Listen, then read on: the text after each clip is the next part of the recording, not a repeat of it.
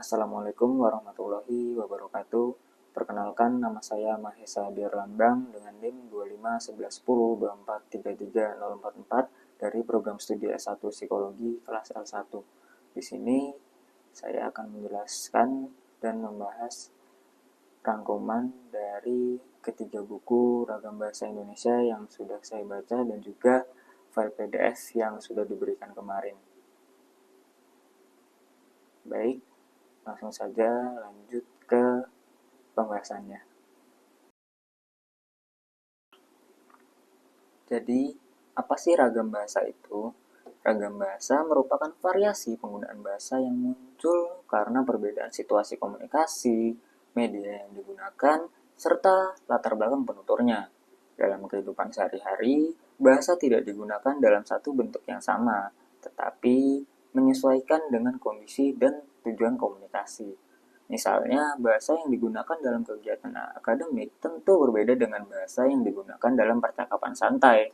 Perbedaan penggunaan bahasa ini dipengaruhi oleh berbagai faktor, seperti lingkungan sosial, tingkat pendidikan, budaya, media komunikasi, serta hubungan antara penutur dan lawan bicara.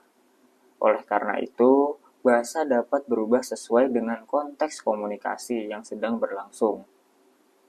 Selanjutnya adalah ragam bahasa berdasarkan situasi pemakaian. Berdasarkan situasi pemakaiannya, ragam bahasa dibedakan menjadi ragam formal, ragam semi-formal, dan ragam non-formal. Ragam bahasa formal digunakan dalam situasi resmi seperti pidato, laporan ilmiah, surat dinas, rapat, atau kegiatan akademik.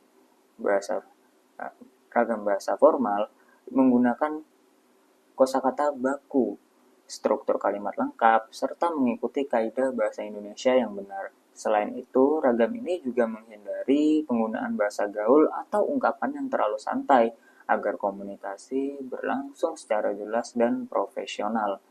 Ragam bahasa semi-formal digunakan dalam situasi yang tidak terlalu resmi tetapi tetap membutuhkan kesopanan dalam berbahasa. Misalnya dalam diskusi kelas atau presentasi mahasiswa. Sementara itu, ragam bahasa non-formal digunakan dalam percakapan santai seperti komunikasi dengan teman atau keluarga. Dalam ragam ini sering ditemukan penggunaan bahasa yang lebih bebas seperti singkatan atau bahasa gaul. Selanjutnya adalah ragam bahasa berdasarkan media.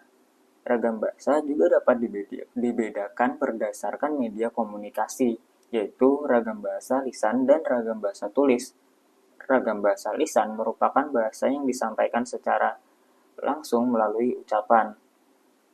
Bahasa lisan biasanya dipengaruhi oleh intonasi, mimik wajah, serta gerakan tubuh. Karena bersifat spontan, struktur kalimat dalam bahasa lisan seringkali sederhana dan tidak selalu lengkap. Sebaliknya, ragam bahasa tulis disampaikan melalui tulisan. Dalam bahasa tulis, penulis harus memperhatikan ejaan, tanda baca, serta susunan kalimat agar pesan dapat dipahami dengan jelas. Oleh karena itu, bahasa tulis biasanya lebih terstruktur dibandingkan bahasa tulisan. Selanjutnya adalah ragam bahasa daerah dan keberagaman bahasa. Indonesia memiliki keragaman bahasa daerah yang sangat banyak. Setiap daerah memiliki dialek atau logat yang menjadi identitas masyarakatnya. Dialek merupakan variasi bahasa yang digunakan oleh masyarakat dalam wilayah tertentu. Perbedaan dialek dapat terlihat dari cara pengucapan, pelafalan, maupun pilihan kata. Meskipun berbeda, bahasa daerah tetap berada dalam satu sistem bahasa yang sama. Bahasa daerah juga sering digunakan sebagai simbol kedekatan sosial dan identitas budaya.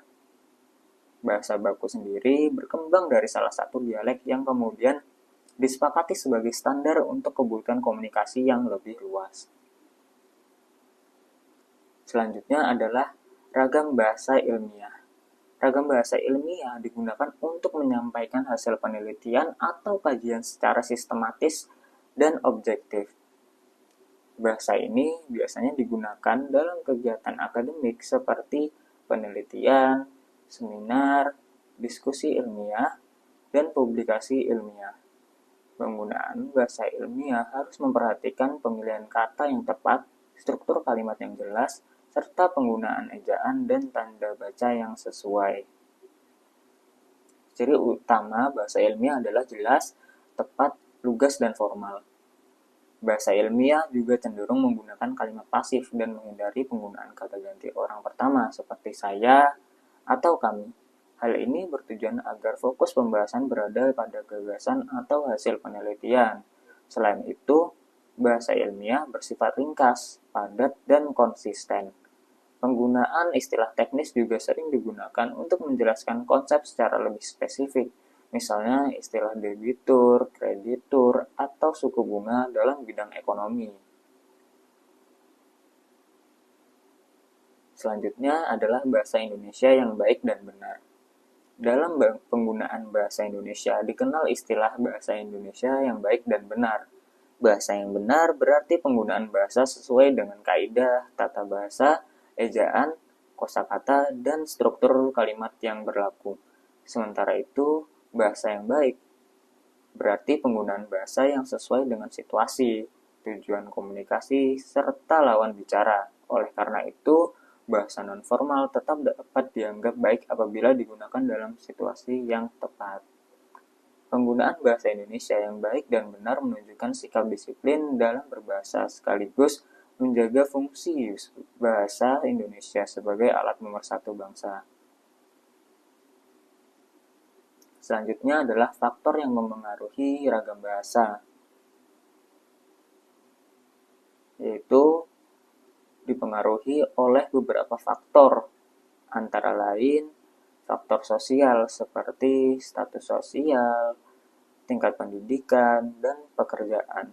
Yang kedua, faktor budaya yang memengaruhi kebiasaan berbahasa dan penggunaan dialek. Yang ketiga adalah faktor psikologis seperti kondisi emosi atau kepercayaan diri seseorang. Yang keempat adalah faktor situasi, yaitu kondisi komunikasi yang menentukan penggunaan bahasa formal atau informal. Selain itu, profesi tertentu juga memiliki istilah teknis khusus, seperti istilah medis dalam kedokteran atau istilah hukum dalam bidang hukum. Fungsi ragam bahasa memiliki beberapa fungsi penting dalam kehidupan sosial, yaitu sebagai alat identifikasi sosial karena bahasa dapat menunjukkan identitas daerah, profesi, atau kelompok sosial seseorang. Sebagai sarana komunikasi yang efektif agar pesan dapat tersampaikan dengan jelas. Yang ketiga, sebagai sarana menjaga hubungan sosial karena penggunaan bahasa yang tepat dapat menciptakan komunikasi yang harmonis.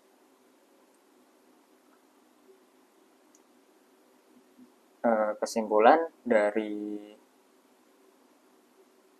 penjelasan ini adalah ragam bahasa merupakan bagian penting dalam komunikasi manusia. Variasi bahasa muncul karena adanya perbedaan situasi, media komunikasi, serta latar belakang sosial penutur.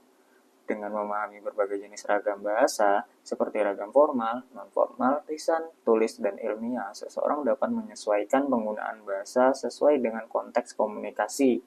Pemahaman terhadap ragam bahasa juga mempengaruhi kita berkomunikasi secara lebih efektif, sekaligus menjaga fungsi bahasa Indonesia sebagai alat komunikasi nasional dan identitas bangsa. Sekian penjelasan dan pembahasan rangkuman ragam bahasa dari saya. Apabila ada salah kata, mohon dimaafkan. Wassalamualaikum warahmatullahi wabarakatuh.